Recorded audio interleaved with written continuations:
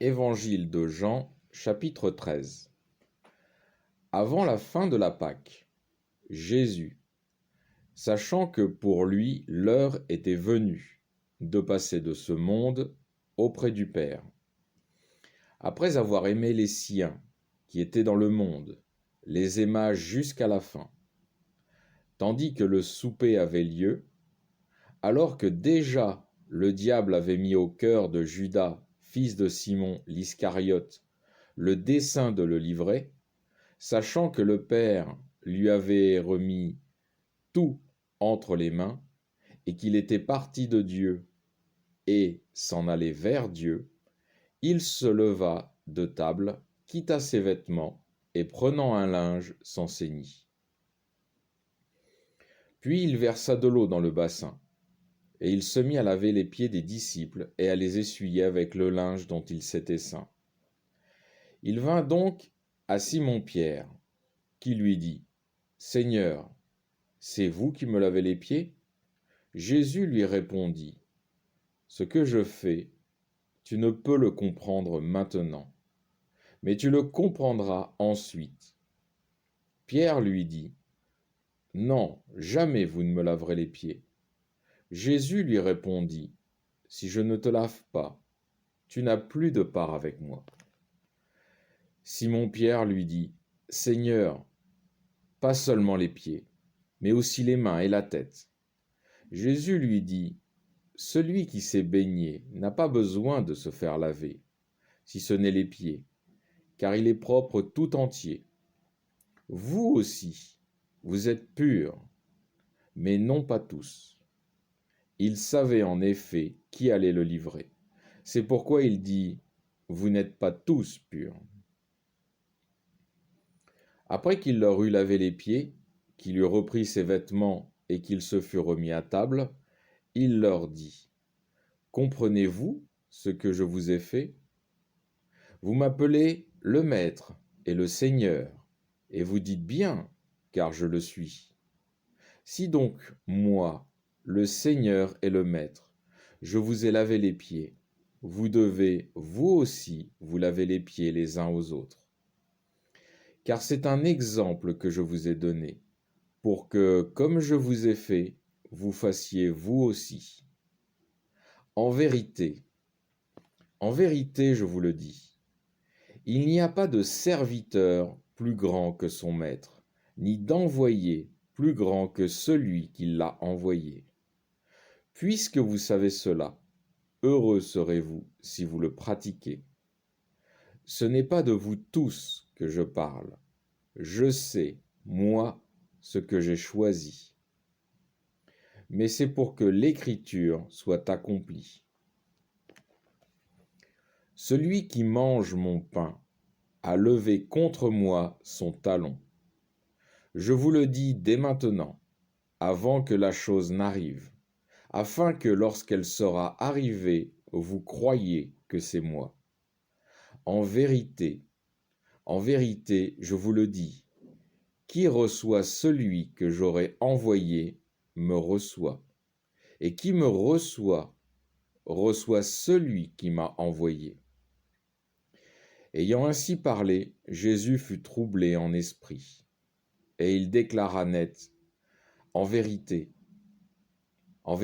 je vous le dis, un de vous me livrera. » Sur quoi les disciples se regardaient les uns les autres, ne sachant pas de qui il parlait.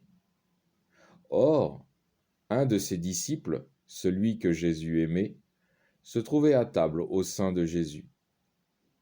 Simon-Pierre lui fit donc un signe pour lui dire : « Dis, quel est celui dont il parle ? »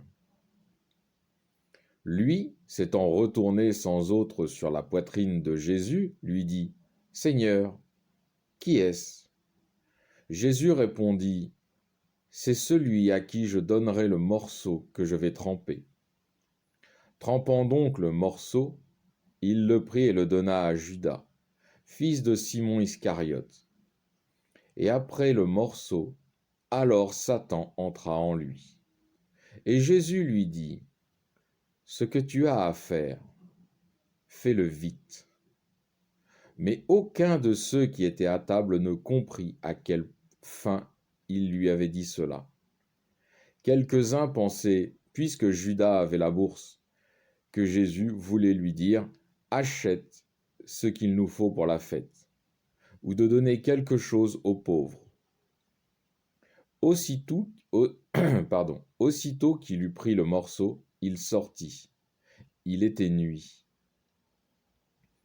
Quand donc il fut sorti, Jésus dit, « Le Fils de l'homme vient d'être glorifié, et Dieu a été glorifié en lui. Si Dieu a été glorifié en lui, Dieu aussi le glorifiera en lui-même, et il le glorifiera bientôt.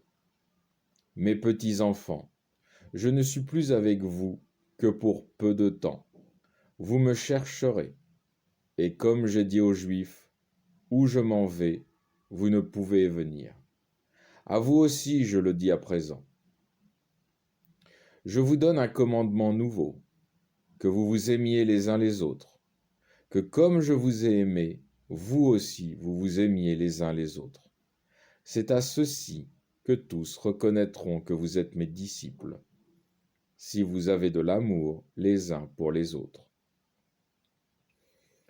Simon-Pierre lui dit, « Seigneur, où allez-vous » Jésus lui répondit, « Où je vais, tu ne peux me suivre à présent, mais tu me suivras plus tard. » « Seigneur, lui dit Pierre, pourquoi ne puis-je pas vous suivre à présent?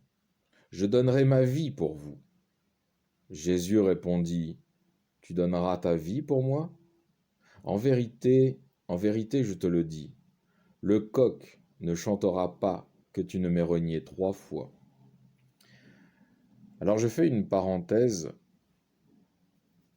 Je reviens sur le verset 36, où il est dit, Simon-Pierre lui dit, « Seigneur, où allez-vous » Jésus lui répondit, « Où je vais, tu ne peux me suivre à présent, mais tu me suivras plus tard. »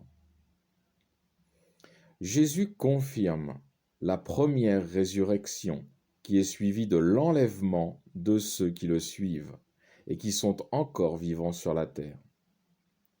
C'est nous qui sommes appelés à venir à sa rencontre, et non Jésus qui descend de nouveau.